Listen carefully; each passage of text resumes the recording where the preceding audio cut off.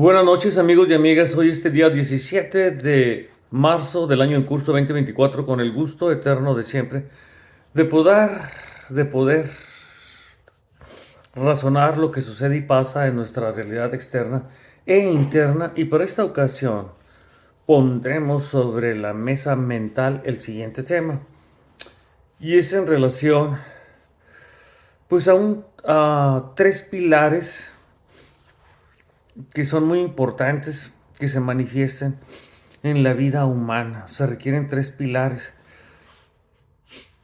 que debemos de promover, y cada persona pues debe de responsabilizarse de promover estos tres pilares. Se requiere que cada uno de estos pilares se aclare, y uno de estos pilares se llama la ética, o sea, ser ético. El ser ético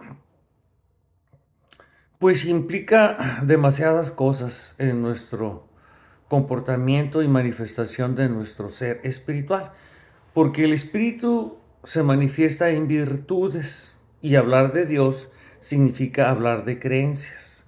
Si hablamos de espíritu, que de alguna manera aceptamos como una premisa real, porque detrás de toda acción existe un espíritu, espíritu deportivo, espíritu artístico, el espíritu de conducta o el espíritu de ser siempre se manifiesta a través de virtudes, o en lo opuesto, en la ausencia de virtudes. Significa que nosotros elegimos manifestarnos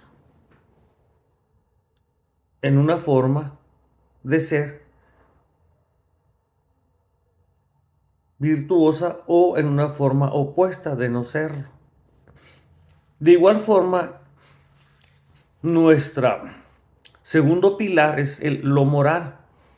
Poder tener un juicio crítico, poder juzgar lo que es bueno y lo que es malo para la vida humana, para uno mismo y para los demás. Tener esa intuición de raciocinio de que no se requiere saber qué es bueno y qué es malo para nosotros y para cada uno. Uno debemos de ser capaces de tener un juicio crítico, de saber elegir lo que es bueno o lo que es malo. Para eso se establece una moral. Y de igual forma, el tercer pilar es una manifestación del ser a través del ser empático. Cuando nosotros queremos ser empáticos y decimos que no necesitas a Cristo en tu corazón, lo que necesitas es aprender y a saber ser empático, pues lo primero que dices pareciera como que no quieres ser empático con los cristianos, como que no quieres ser empáticos con los de Mahoma, como que no quieres ser empático con los que creen en el Dios Shiva, el Dios destructor de mundos.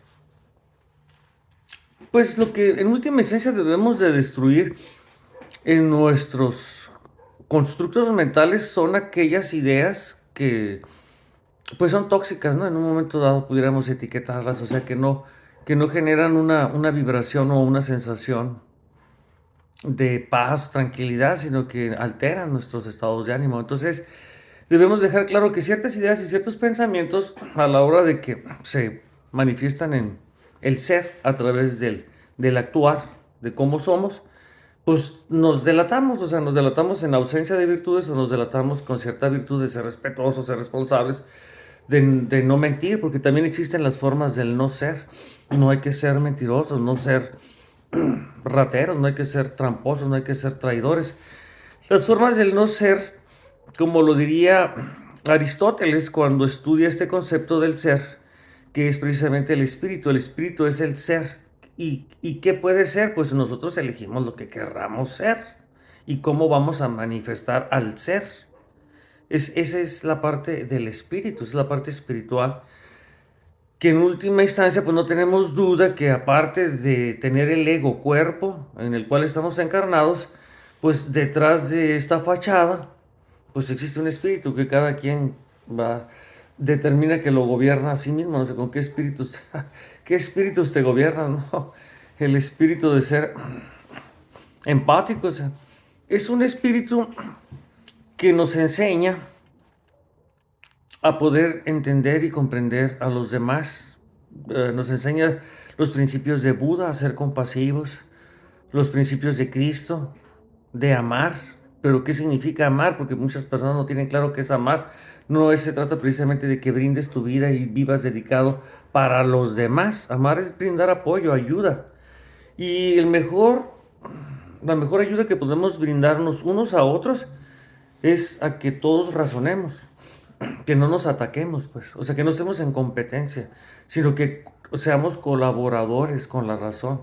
La razón, en un momento dado, es una capacidad cognitiva a la cual tenemos acceso, es un privilegio que hace la diferencia entre las demás especies, también que poseen cuerpo y mejores capacidades físicas, pero que al final de cuentas nuestra razón es la que permite hacer la diferencia y dominar, bueno, entre comillas, ¿no?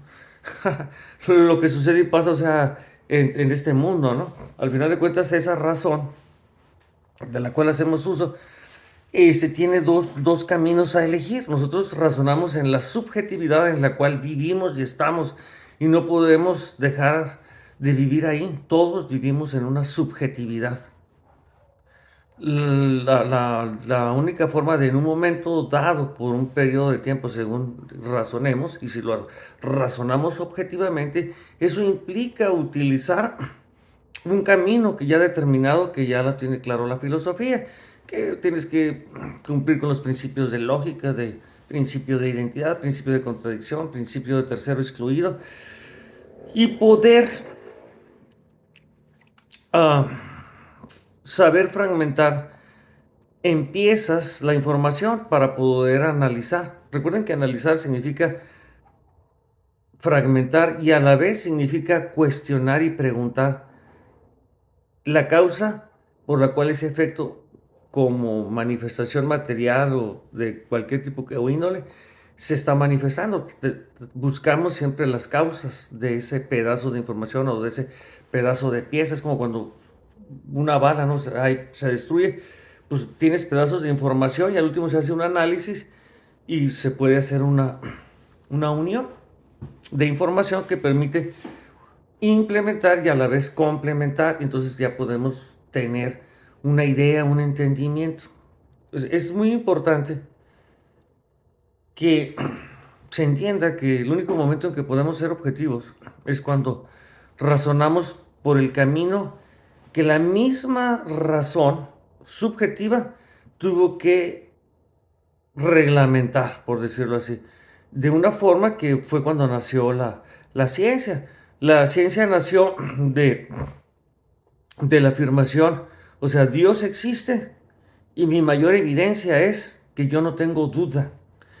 Y a su vez, otro ser humano afirmaba, Dios no existe y mi evidencia es que no tengo duda. Entonces, el común denominador es que los dos no tienen duda, pero la duda existe, a pesar de que en ellos no existe.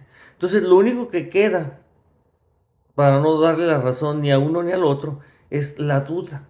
Y a través de la duda surge un nuevo pensamiento más realista, más existencialista. Es cuando nace el pensamiento racionalista que deja claro cuál es el camino de la objetividad. Y surgen las ciencias, en los cuales los constructos mentales, ya sea de tipo matemático o de cualquier índole que se haya construido en nuestra mente como herramienta, el tiempo a su vez es un constructo mental, el tiempo o el espacio, que son ideas, constructos mentales que solo son constructos mentales que se usan como variables en ecuaciones, en constructos matemáticos, pero eso no significa que existan fuera de nuestra mente. Recuerden el principio en el cual, digamos, el primer principio en el cual vivimos es que todo es mental. Y cuestiónalo. O sea, porque aquí lo interesante es que cuando se te dice todo es mental, lo primero que tienes que entender es que lo tienes que cuestionar. Esa idea, o sea, que necesitas razonarlo. O sea, razona que todo es mental. Objetivamente y ponte a razonar. Y ve en dónde se genera todo eso que generas, donde estás razonando. Solamente sucede en la mente, todo es mental. Todo lo demás es una interpretación. Como dicen, es una ilusión. Bueno, algunos piensan y creen que es una ilusión, pero muy real. Al final de cuentas hay que experimentarla. Y es la vida por un periodo. Estamos encarnados, tenemos un cuerpo. Entonces, de lo que sí estamos seguros es de que tanto el cuerpo como la realidad externa pues está compuesta de una tabla periódica de elementos. Y que esta tabla periódica de elementos se estructura a base de tres vibraciones o de tres tipos de vibraciones que son el electrón, protón y neutrón y que conforman los átomos y a su vez el número atómico que sea mayor, pues va aumentando el elemento, va apareciendo un nuevo elemento, una nueva forma de comportarse de este tipo de energía. Pero nosotros no somos el cuerpo, no somos la energía. Hay algo detrás, o sea, de este telón material que como experiencia lo tenemos muy real y que a su vez sabemos que pues va a ser real por un periodo de tiempo porque nos morimos y ya se nos acaba la realidad, pues. Entonces, es importante que la empatía que tengamos sobre nuestras creencias de el más allá, ¿no? Sino las que importan son las del más acá, de cómo nos comportamos en esta vida. Este,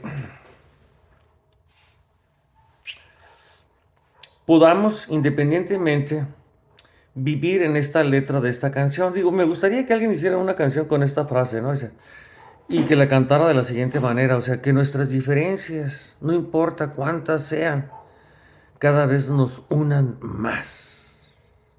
Sí, razónalo. No importa cuántas diferencias existan entre tú y yo y los demás, que esas diferencias nos unan y que estas diferencias siempre van a ser una unión entre nosotros. Pues ya sea entre pareja, familia, nación, país, ¿verdad? O mundo. Y también que a su vez, que las preferencias que elijamos de cómo vamos a vivir nuestras vidas no nos alejen, no nos distancien. Es un deseo muy profundo y muy intenso del espíritu que debemos de dejar claro que nuestras diferencias nos unan y que nuestras preferencias no nos alejen. Así reza la letra de una canción de amor entre pareja o entre el ser humano y el mundo. Bueno, pues yo creo que ahí le dejamos, ¿no? Estamos a punto de llegar al viaje terrenal, ¿no? En el número 13, la dimensión por la cual viajamos a otras dimensiones.